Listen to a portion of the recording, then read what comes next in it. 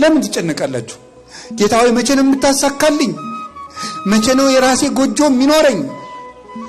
የራሴ መጠለያ የሚኖረኝ? አከራዮቼ እኮ ጨቅጭቀው ገደሉኝ። አንዱ የሚበላው አጥቶ አስፋልት ላይ ያድራል፣ ረሃብ መሮታል። አንተ ደግሞ ለቤት ኪራይ የምከፍለው እያለ የአከራይዋ ጠባይ ነው የመረረ። ወይ ጥጋብ!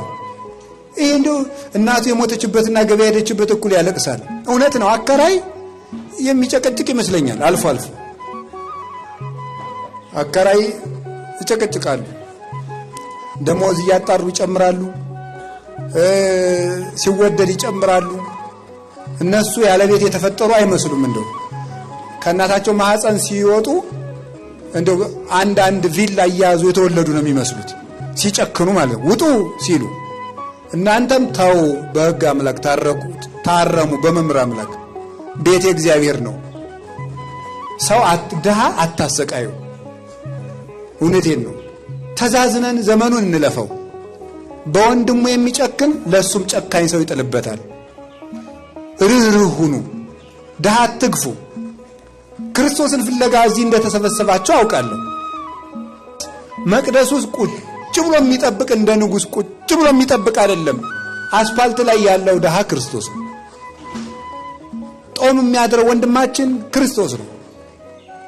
እኛ ሁለት አይነት ምግብ በልተን ሶስተኛው በመጉደሉ እያጉረመረምን ጥሬ አጥቶ የሚያድር ድሃ ጎረቤታችን አለ። ያ ክርስቶስ ነው። ታስታውሳላችሁ? እንግዳውኝ ብመጣ አልተቀበላችሁኝም፣ ተርቤ ያላበላችሁኝም፣ ተጠምቼ አልጠጣችሁኝም አለ። መቼ ርቦ ሆነ ያላበላን ሲሉት ለባልንጀራችሁ ካላደረጋችሁ ለእኔ ያላደረጋችሁም ነው ያለ።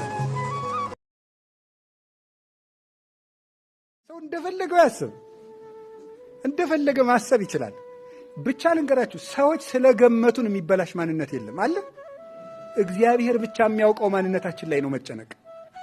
እግዚአብሔር የሚያውቀው ማንነታችን ላይ እንጨነቅ፣ እንስራበት። ሰዎች ስለሚሉት ጉዳይ ግን ሰዎች አሉም አላሉም የሚፈጠርም የሚጨመርም የሚቀነስም ማንነትም ክብርም የለም። እንደዚህ ብሎ ማሰብ፣ ሰው እንደመሰለው ያስባል። እንደመሰለው ነው የሚያስበው።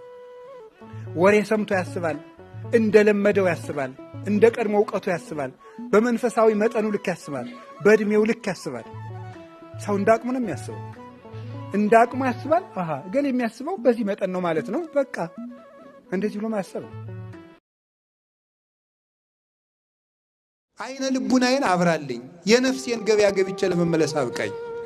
ጌታዬ ጆሮዬን ክፈትልኝ፣ ሸካራውን አንተ አለዝብልኝ፣ እንድሰማው አድርገኝ፣ ወደ አንተ ሳበኝ፣ እከተልሃለሁ፣ በረድኤትህ አቅርበኝ በሉ። እንዲህ ስንል እግዚአብሔር ልቡናችን ያበራዋል። እውነቴን ነው የምነግራችሁ። እዚህ መሰብሰብ የሚጠቅመን አንዱ እኮ ለዚህ ነው። ሁላችን ኃጢአተኛ ብንሆን 1 4 5 ቅን ሰው አይጠፋም። ስለ እነዚያ ቅኖች የሚወርድ መንፈስ ቅዱስ የእኛንም ልብ ያበራል። በጋራ መሰብሰባችንም ለዚህ ነው። እግዚአብሔር ልባችንን ያበራልን።